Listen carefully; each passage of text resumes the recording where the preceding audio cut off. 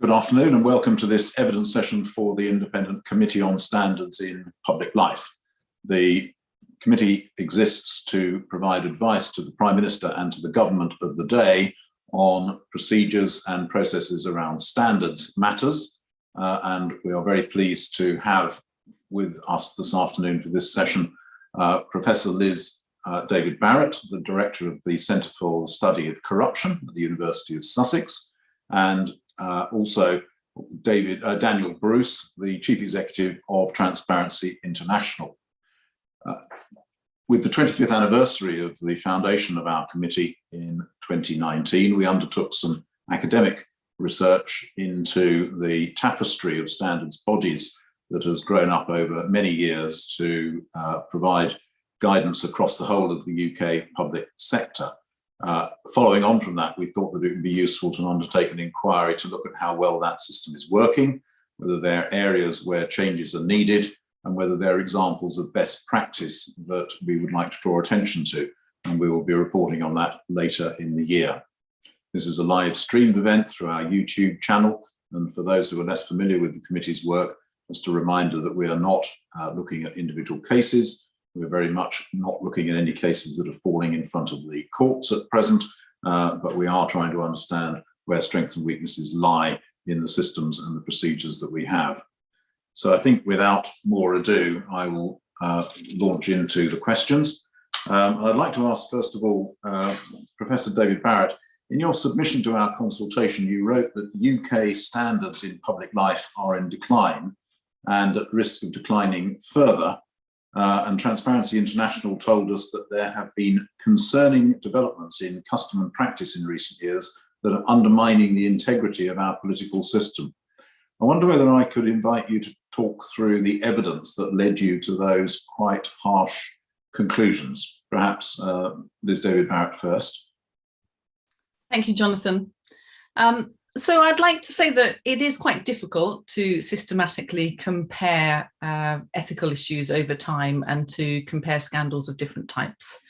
So norms in this area change, and it is possible that we're more sensitized now to certain practices than we were in the past. But I do think that there are three recent patterns that indicate a decline. The first of those is increasing politicization of appointments to key public offices, and also related to that, a sort of partisanship in the allocation of public funds. So, for example, with the Towns Fund. The second one is not taking action to investigate allegations of misconduct or to sanction misconduct that has been investigated. We've seen that with failing to investigate the West Ferry affair, failing to act on the advice of the independent advisor in the Patel case. And the third is government being fairly unwilling to submit to scrutiny by external bodies. So refusing to appear on major news programmes, not adhering to its own transparency commitments. And those are all examples of behaviour and attitude at the top of government. But I think they matter a lot because they set an example for others in public life. And broadly, they send a message that loyalty is more important than merit, and that violating norms and conventions is acceptable, or at least something you can get away with. And I think that has really worrying longer term implications. It might affect what kind of people are attracted to a career in public office and whether good people stay in public office careers. And it can quite quickly become a downward spiral. And I think that we've seen that in other countries. And I wouldn't want that to happen in the UK. Thank you. Daniel Bruce? Thank you, Chair. Good afternoon. I agree with Liz. It's very difficult to come up with a completely scientific or robust analysis of the trajectory in behaviours over the 25 years of the existence of the Nolan principles. And that's partly because of exactly some of the trends that Liz was just describing, a gap in consistent application of sanctions, a gap in consistent patterns of investigations where there are potential breaches. So we end up, when assessing this question, with a lot of known unknowns, but I would offer a proxy from some of the monitoring that Transparency International has been conducting.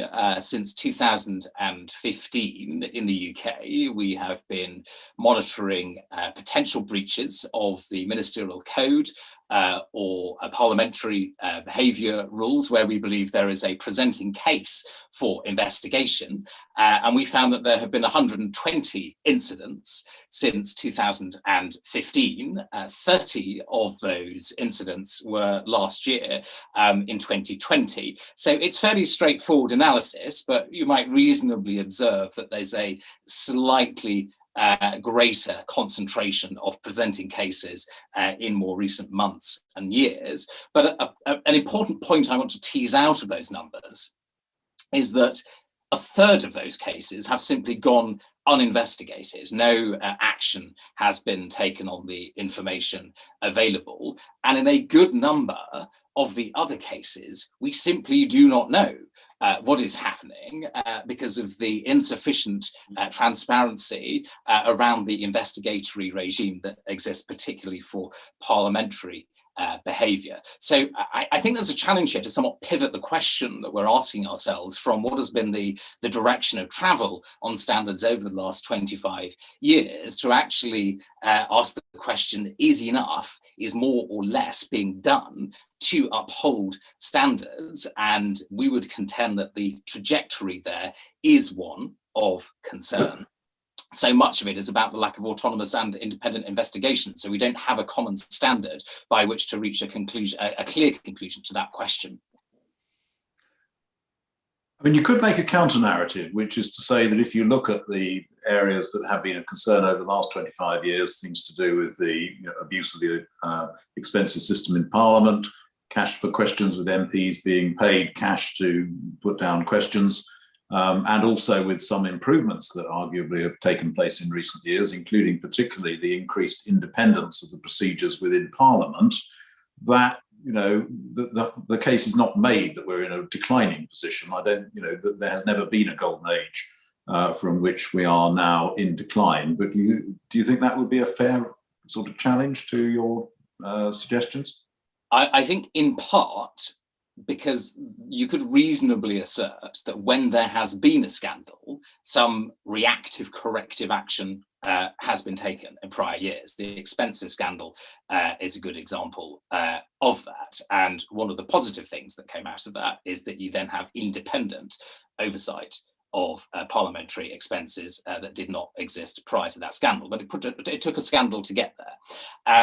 What we don't see is that principle of independence and autonomy bleeding out across all of the other regulatory mechanisms and systems that exist in the same way. So it's a very uneven landscape is what we're looking at today. And I think if you look at the situation that we have with the independent advisor on the ministerial code to the Prime Minister, it has been months now since the previous post holder stepped down after the Home Secretary investigation, and we still do not have any form of public announcement or communication as to the plan, if indeed there is a plan, to replace the independent advisor. So that leaves us with a significant hole in another part of the architecture, which is less independent than expenses oversight, and where we think there are already considerable deficiencies.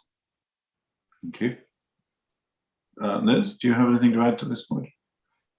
I think perhaps one thing I'd say is that there has been quite a lot of deterioration of some checks and balances.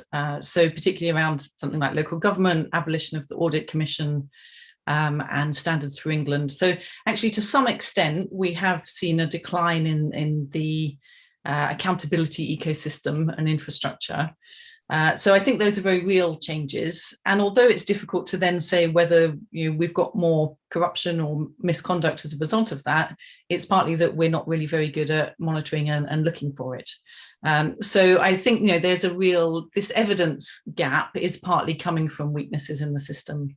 I think I would also say that to some extent, whether there's been decline or not is irrelevant. The situation is more appraising what the risks are going forward and what we want to be the case in the future. And I think we should be ambitious for the future. In the past, the UK has been a real front runner in this area. We all know from traveling around the world that it has a great reputation, actually, for standards of the civil service. And I would really want to make sure that we maintain that and continue to be a front runner.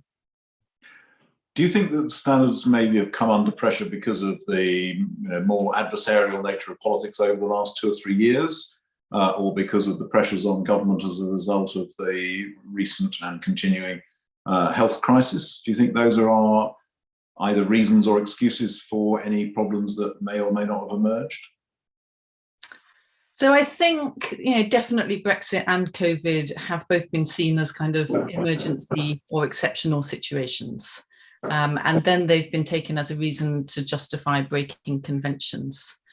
I would query that. I think you could equally argue that in such situations, standards are even more important. And in the case of COVID, we've actually seen a spectrum of approaches around the world. We have seen some governments have taken the opportunity to declare states of emergency and completely dispense with checks on their power, I think really to exploit the situation. We've also seen countries that have been highly transparent, that have been able to maintain competition in procurement, even actually having an increase in the amount of open competition during the pandemic. So the international experience would suggest that it doesn't have to be that way, certainly under COVID. And for Brexit, definitely there's been a much more polarized political situation, I think, but this has been going for a really long period now. So the question is, if that is the case, that it was partly in response to those, can we then pull things back, or have we now created a new norm that will get embedded? So I think it's an important point to think, how do we make sure that we get back to where we were before that?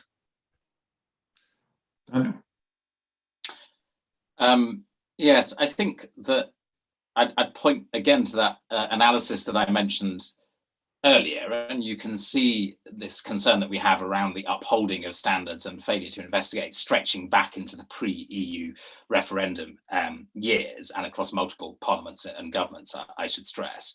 I do think that we've seen a narrative that is attached to the process of leaving the European Union, and more recently to the pandemic response, which is about just getting the job done. Needs must deal with the consequences later. And of course, the current Prime Minister was elected on a campaign slogan of getting Brexit done. It's popular with the electorate, and the electorate should rightly expect their leaders to achieve things and make progress. But as part of this getting the job done, there is a concerning pattern of behaviours which I think we need to ensure do not become permanent structural changes, because I think that would compromise some of that good standing that Liz was describing earlier. The politicised attacks on the independence of the Supreme Court, rule of law, more generally, the civil service. It is noteworthy that leaders of various unions wrote to all party leaders to ask them to desist from this very divisive narrative attacking the independence of the civil service.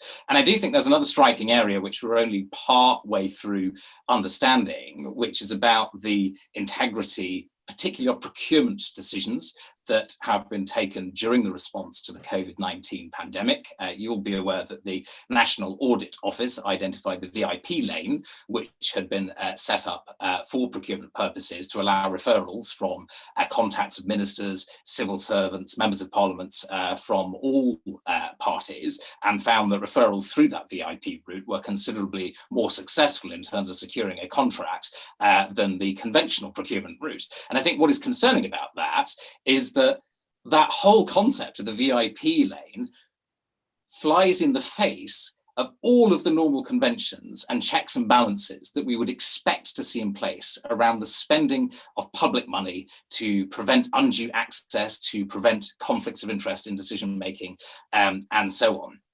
As Liz has highlighted, there are examples from other countries who did the complete reverse. Sweden dramatically increased open procurement during its pandemic response. Colombia and Ukraine are managing to publish their COVID contracts within 24 hours. And in this country, it's taking 100 days in some cases. Now, the argument back from government to this would be, well, we had to save lives first, and transparency and accountability can come later. We would contend that those things aren't necessarily mutually exclusive. And what concerns me today is there is still no clarity from government on if the VIP lane still exists. If it does, why? If it does, when is it going to be wound down, and how are we going to get that retroactive accountability? So I think it's just one indicator around the fragility of some of the checks and balances, which, if there isn't sort of more concerted action to retrofit more fit for purpose structures into upholding standards and integrity, some of these approaches become the new normal. Thank you. I'm going to hand over to Dr. Jane Martin. Thank you very much, Jonathan, and good afternoon to Liz and to Daniel. So, as previously advertised, my question is going to Daniel first, because I'd like to ask particularly about transparency. And as you both have already acknowledged, openness, thus transparency, is one of the 7 principles of public life, so we're particularly interested in it. And we should all acknowledge that there have been greater moves towards greater transparency in all areas of government over the years. But to put the question, first of all, quite bluntly, in your view, and I'll put it to Daniel first, how open is the UK government? I'd like to start with freedom of information, because I think that there's data on that, and it's a mechanism which is relatively young. The picture is actually quite concerning, and it warrants ongoing scrutiny and attention. So the Open Democracy news website produced some research recently which showed there had been a steady decline in the amount of FOI requests which have been granted in full over the last decade. Those requests withheld in full increased from an already quite concerning 21% in 2010 to a very material 35% by 2019. So yes, the legislation is there, but the way in which it is used is not pointing to a degree of greater openness. Anecdotally, I would observe that this is very consistent with our own experience when Transparency International is conducting research both with local government in the UK and with national government, that what we would consider relatively straightforward, clearly public interest requests for information to aid our research and public understanding meet all manner of obstacles and often fly well past their legal deadlines for the information to be disclosed. I think it's worth remembering the spirit of the Act. When it was introduced in 2000, there was a lot of emphasis on making it as straightforward as possible for the ordinary citizen, not necessarily journalists or academics or civil society groups, to access information that was in the public interest. Now, coincidentally, 20 years ago, I happened to be a journalist, and I was an editor responsible for a number of regional newsrooms up and down the United Kingdom. And we put a lot of time and effort in the early 2000s into training journalists how to use the Act responsibly. And it was an incredibly powerful tool for open government and public accountability. And thinking back to that period, I cannot honestly remember in those very early years of the Act FOI requests being denied or information being withheld. So I think that is a concern. And then I just want to jump over to another issue, if I may, which is around lobbying. And again, if we're to have open government, and if we're going to have full openness and transparency, one of the first principles we should be able to enjoy is that we know who is trying to influence public policy and why. Now, we've had a statutory register of consultant lobbyists in the UK for around 6 years now, but it is still very flawed. Credible estimates suggest that it's only capturing around 1% of actual lobbying activity. And one of the most significant reasons for that is that it's focused on consultant lobbyists. It is not capturing the lobbying activity of in-house lobbyists.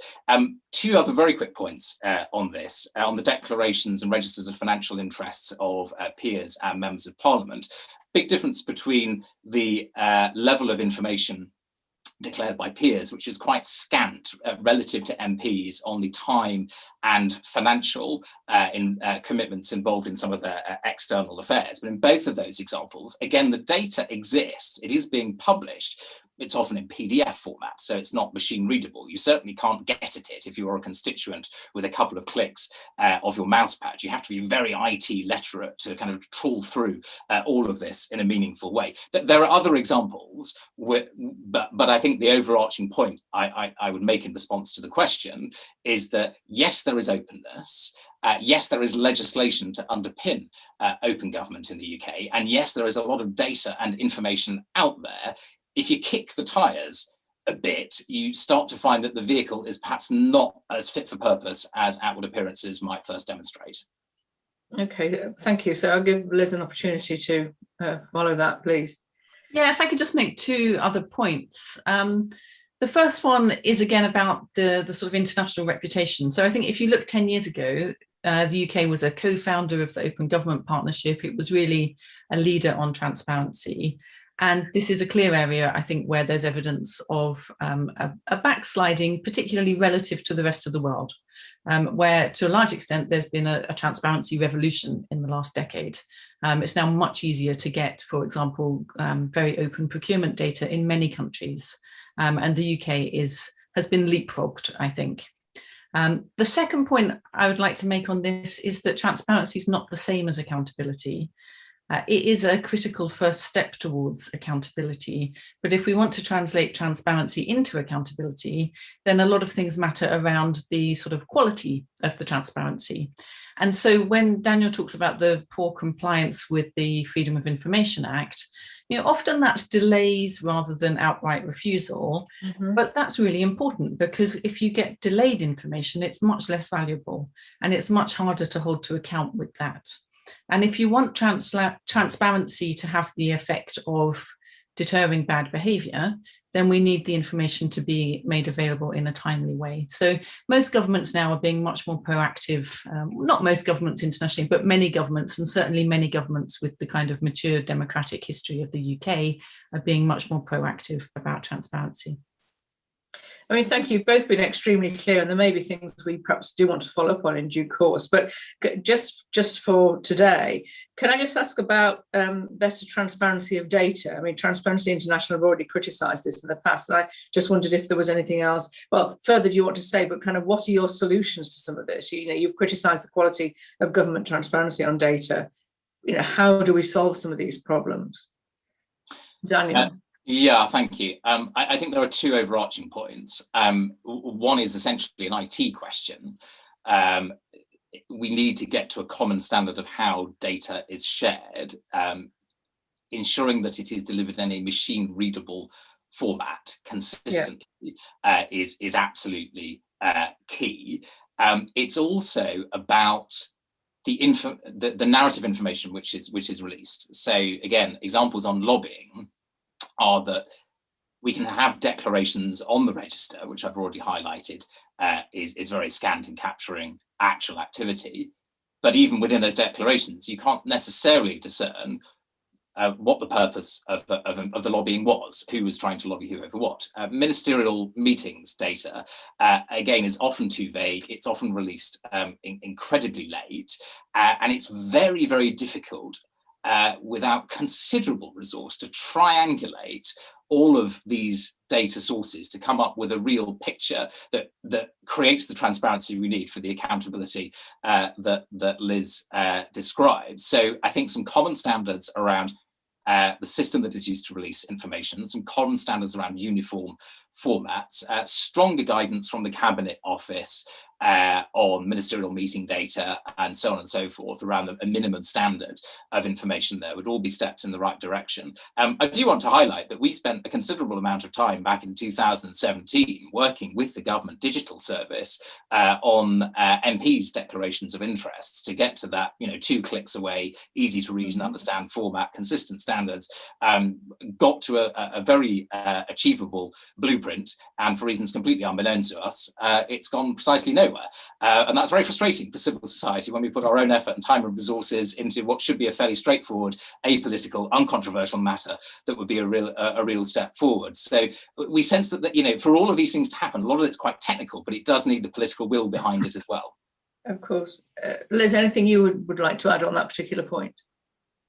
Only really to emphasize that, yes, there's this technical side, which that's knowable and just takes some resource, but really a lot of it is cultural, I think, and just really having transparency as the default. Openness is one of the Nolan principles, and the whole idea of that is that that should be the default position. Information should not be withheld; it should be volunteered, unless there are really good reasons for secrecy.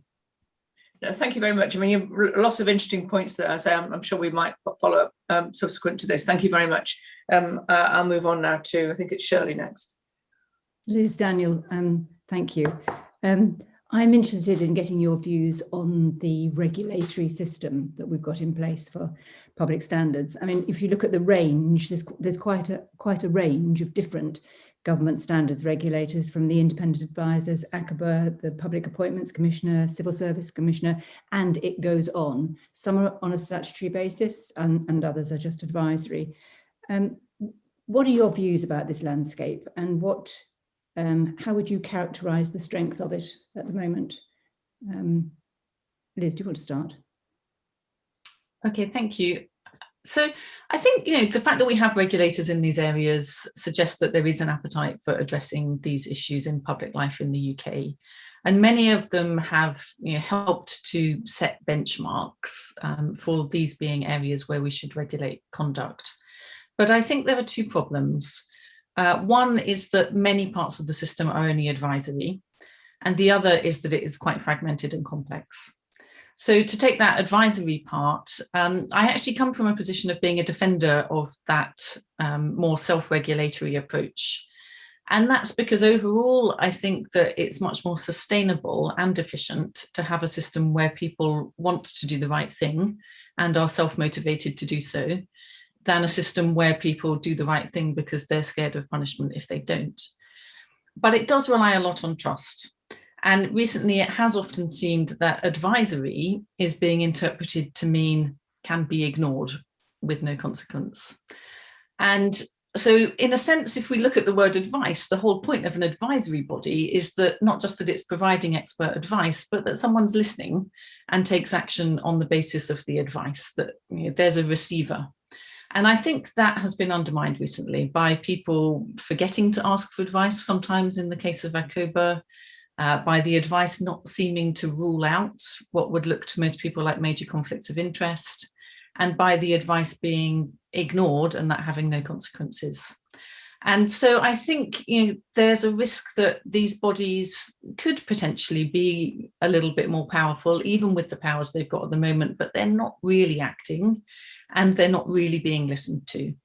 And so that increasingly looks like something that we need to solve. It's not working. On the fragmentation point, what I'd emphasize here is that simplicity is really important for regulating ethics. So it's important both for those who are in public office and for those who are holding them to account and need a benchmark to hold them against, to account against. And the problem with the current system being so complex and fragmented is that it really clouds that understanding on both sides. And we're then kind of missing an opportunity to allow this to be a confidence building exercise. And there is in fact research suggesting that on the public office holder side, the more there's ambiguity about what the rules are, the more people will justify to themselves behaviours that might look like misconduct, because they can find something to justify with some precedent or complexity in the rules. So I think those are the two problems that we need to solve, but we need to solve them somehow without closing down regulators and ending up with a weaker system. So that leads on to my next question. So I'll ask you directly, Liz, and then come to both of the questions to Daniel, if I may. What do we need to do to improve this? Where are the earlier wins in what we can do to try to improve the regulatory landscape and to solve the problem? And what might you like us as CSPL to be recommending as part of this review that we suggest is put in place or done to get that solution that you just talked about? So a few ideas. One of course would be to go the whole hog and to go for a much harder regulatory system, potentially in a single ethics regulatory body. I think that's definitely worth considering. As I said, I've been a little bit reluctant to go that route in the past, and I would say that that kind of system is not necessarily more effective. It tends to be more resource intensive, and there is a risk of some negative unintended consequences. Essentially, if people don't feel trusted, they might even become less trustworthy.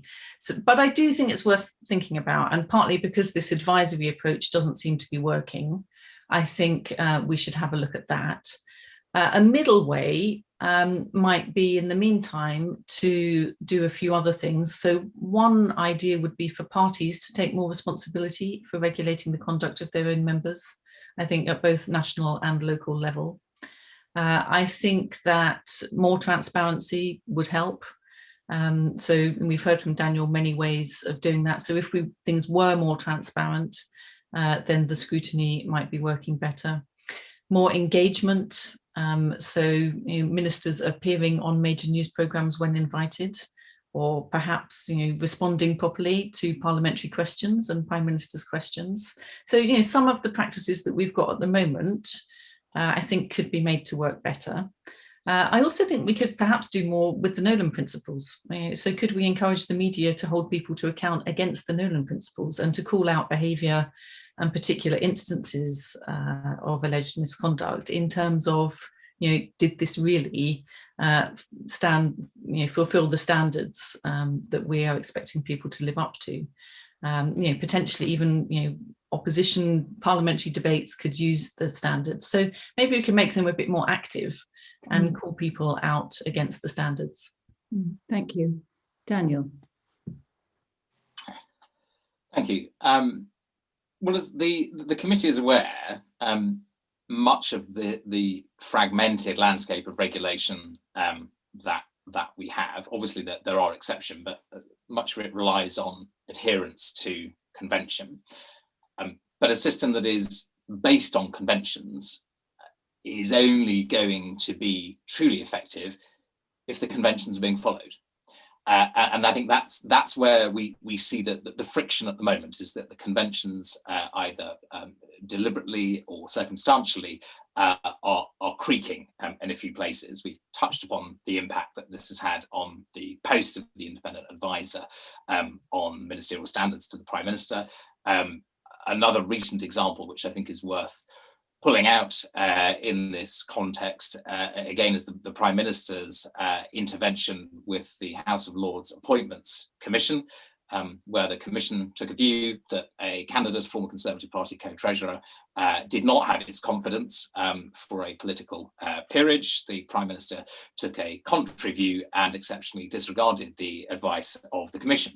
Now, again, I think that the majority of the electorate would hope that the House of Lords Commission on Appointments would have the power to act as an effective brake if they found that a candidate did not have their confidence. But precedent now dictates that that's not necessarily going to be the case. So when you have an established order which is based upon convention, and the convention becomes stressed, particularly when arms of the executive act outside of the conventions, I stress, without breaking any rules, but leaving the convention challenged, so therefore you have to challenge convention. So I am sympathetic to Liz's position on the desirability of self-regulation to uphold the principles in public life. But I think the indicators that we have point to a need particularly to deal with the elements of the regulatory landscape which are currently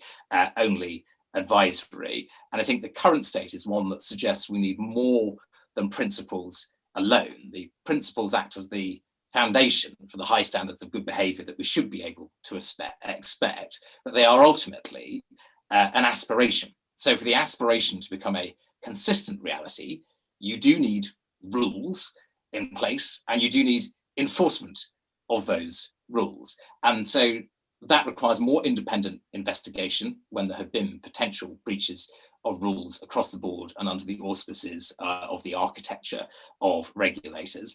And I think a range of sanctions that work, and I have thoughts to that I'm happy to expand on both of those points, which maybe speak to your second question. Okay.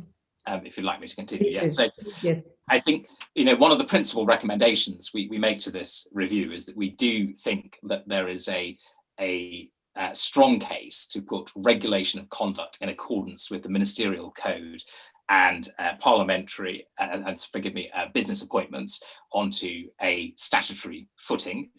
We think it is also worth giving due consideration to the same for the House of Lords Appointments Commission. Now, those things may manifest themselves through a new ombudsman or an act of Parliament.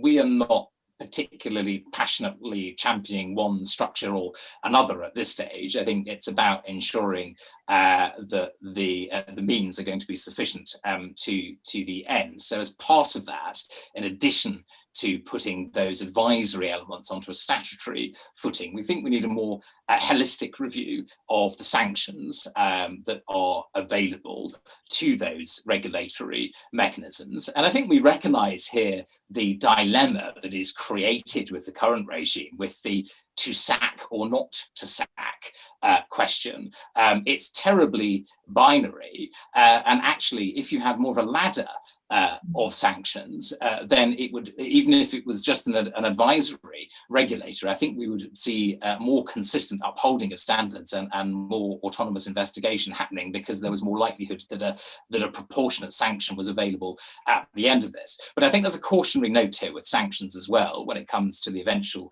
recommendations of this committee, which is that if you put the upper end of sanctions at such a level that they are just completely implausible and you could never see them implemented, then they don't act as an effective deterrent. And actually they will start to water down the rest of your ladder of sanctions. So more variety in sanctions, a more holistic approach to the sanctions that are available, but also ensuring that they do remain proportionate. Thank you, that's really helpful. So am I right in thinking that you would both agree that in an ideal world, you'd have a system of self-regulation, that's not operationally viable at the moment, and actually you're wanting to push further down the statutory sanctions formal regulation than backwards? Is there a role? Is there still a role for self-regulation? Yeah, I think it's very difficult to work out how, when you look at the fragmented nature of some of the difficulties that we've identified in our submissions and this discussion today, it's very hard to chart a progressive path that uses a self-regulatory route alone to address some of those issues. So you do need a bit more of a sea change, hence our recommendation around a statutory footing for the currently advisory regulators. Yeah, thank you. And Liz? Yeah, I think that's a good approximation, really, of my position. I would keep Parliament self-regulated, for constitutional reasons. It makes sense. I think that there isn't an executive power that is able to potentially squash the powers of individual parliamentarians or punish individual parliamentarians. So I would just keep that outside of a regulator. And can I just second that for the avoidance of doubt as well? I think our focus on the statutory footing is in relation to the regulatory bodies that deal with the affairs of the executive. Yes. Okay. Thank you both very much. I'll hand on to Jeremy. Right. Thank you, Shirley. Good afternoon to you both. Can I take you back to the issue of international comparisons? So, Liz, you were saying earlier on that in the area of transparency, availability of information, we are falling behind some useful comparators, by which, of course, we all mean comparable liberal democracies. Can I ask you both, first of all, whether you think there are other areas other than transparency where we're falling behind those comparators? And secondly, can I ask about why that matters? Of course, it matters because we want to be good in this area. We want to be world leading in this area. But are there reasons why, in competitive terms, it's important for the UK to be ahead of everyone else in these areas, other than the need to have high standards for their own sake?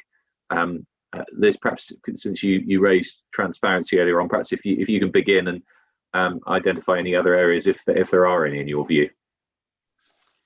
Yeah, absolutely. Thank you. So I think on lobbying and the revolving door, we're starting to see other countries put in place much more robust systems here, and so regulating conflicts of interest. It's a really difficult area, not straightforward to regulate at all. But I think there could be some useful learning there. A number of liberal democracies are moving towards having anti-corruption agencies, so a single agency. So France quite recently, South Korea, Australia is talking about having an ethics integrity commission. Some of those just have a preventive mandate, but actually if you look globally, then about 2/3 of anti-corruption agencies also have investigative or prosecutorial powers, or both. So I think, it is definitely worth looking at that kind of model. I think there is an issue in the UK that the police don't really have the capacity to investigate misconduct in public office very much, or even to sort of have a sense of looking for those kinds of crimes. So there's a sort of, that feeds in also to our inability to assess what the scale of corruption might be, and perhaps feeds into a kind of denial of the problem. As for why it matters, so one issue is, I think, specifically about the UK's role in anti-corruption globally. So the FCDO does really good work in fighting grand corruption and illicit financial flows, but somehow that doesn't translate into a comprehensive approach for tackling domestic corruption. And so I think there's a risk that that inconsistency, potentially you might call it hypocrisy, will undermine Britain's influence on that global anti-corruption policy, and that would be a great pity. Additionally, I think we see all around the world that adherence to the rule of law is a big attraction for foreign direct investment. If you are not certain that your investment decisions will not be vulnerable to politicization of decisions, then that's a risk for companies. And so I think there's a clear additional element just in terms of rule of law and upholding the rule of law being really important to attracting investment and business partners. Yes, thank you very much. And Daniel, on one or both of those points. Yes, thank you very much. I think it's a mixed bag when it comes to international comparisons. If one looks across Europe and beyond, you see elements of the regulatory architecture that fare better in some countries than other. And I do want to pull out one where actually the UK is considered to be more advanced than most, is in our provision for an independent electoral commission. At the other end of the spectrum, I think, is lobbying relative to measures in other liberal democracies. Again, Liz has mentioned some already. I would bring out Canada, Ireland, and the United States as being much more advanced in this area, both in terms of the scope of what their lobbying registers are capturing, mainly because they deal with that issue that I highlighted earlier around recording in-house lobbying activity, as well as consultant lobbying activity, but also the way in which information is shared and analysed on lobbying is rather effective than it is here at the moment. Briefly, I don't want to labour the lobbying point, but just another statistic which I feel is particularly important is that over the last decade, we identified 26 political scandals or controversies where lobbying was involved, and none of those have been caught by the statutory register, the activity associated with it. So again, to sort of build trust and confidence in our democracy, having measures like this that not just exist, but work, and maybe taking our cues from some of the examples of other countries where they've made more progress, I think is a sensible thing to do. Why does this matter? Well, I think there's a real question here about the optics of how the UK is viewed both by its allies and indeed its adversaries on this point.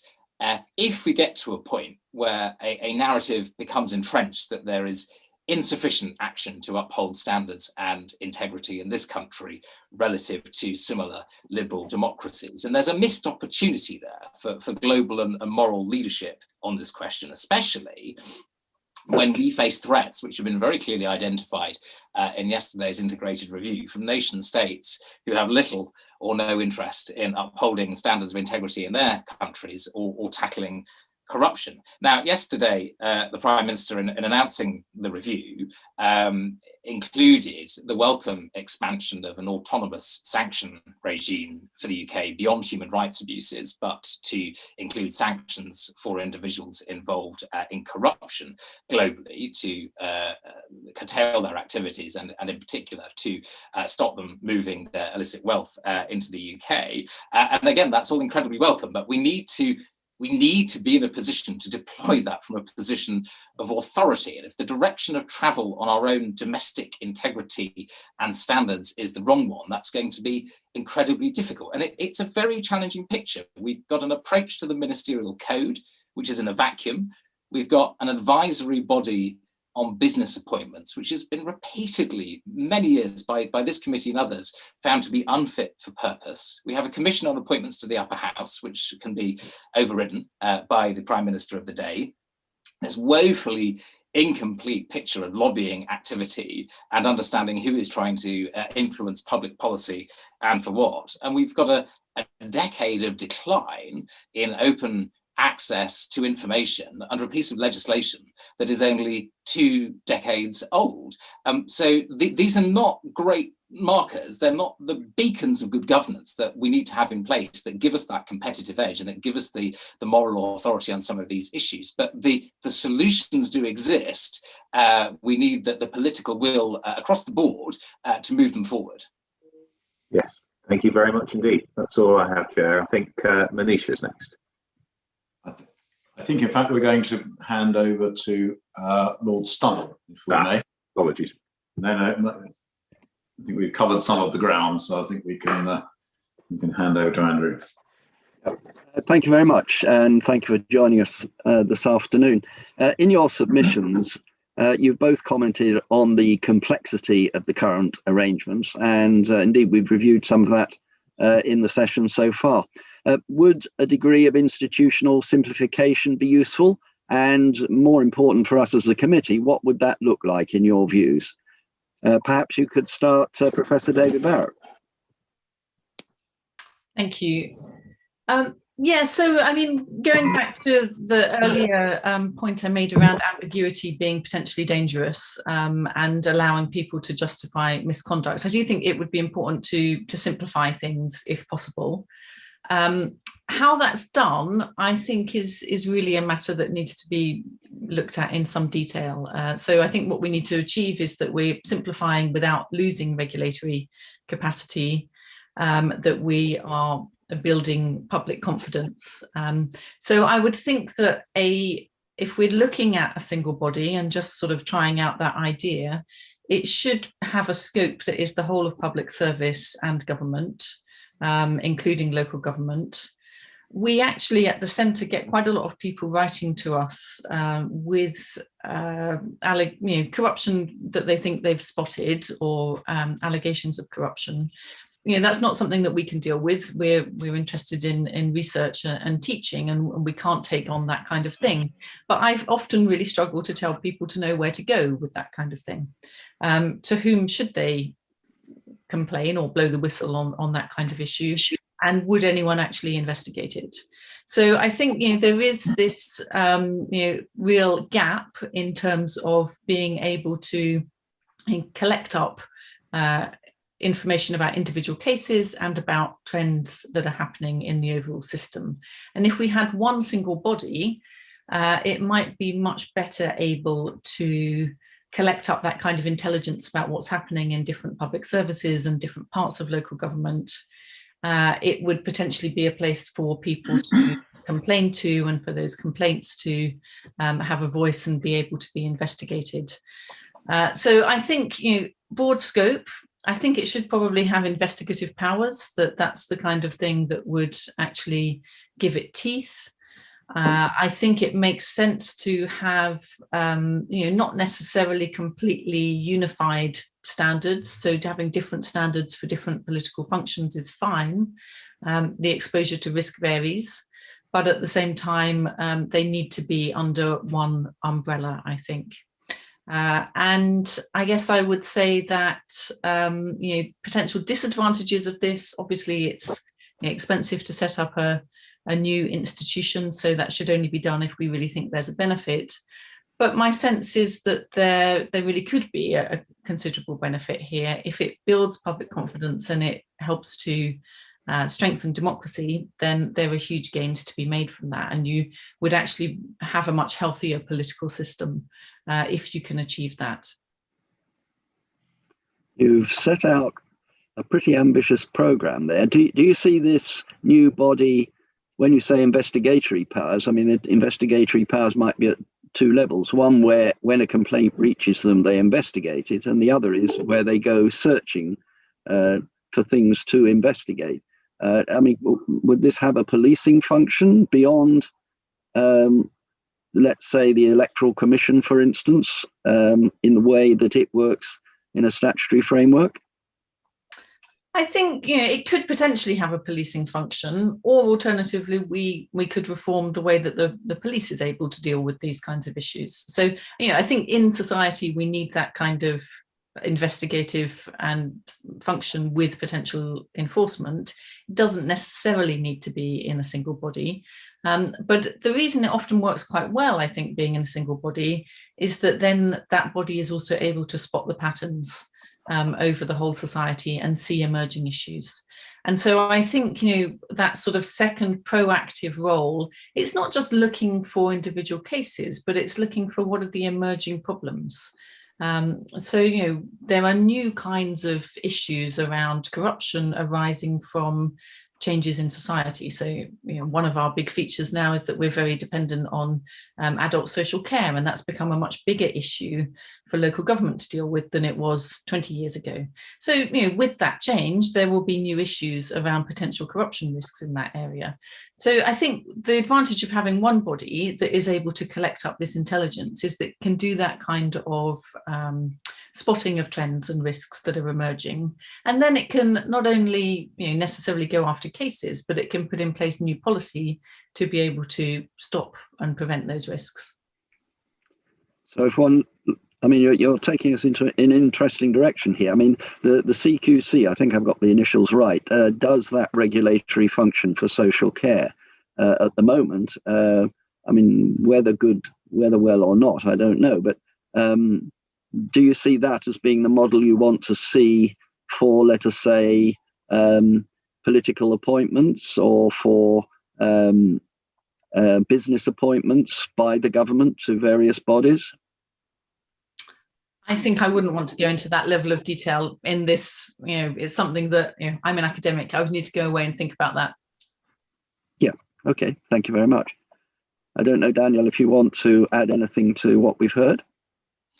I think there are just two things I would caution about with the narrative around a single ethics or integrity body.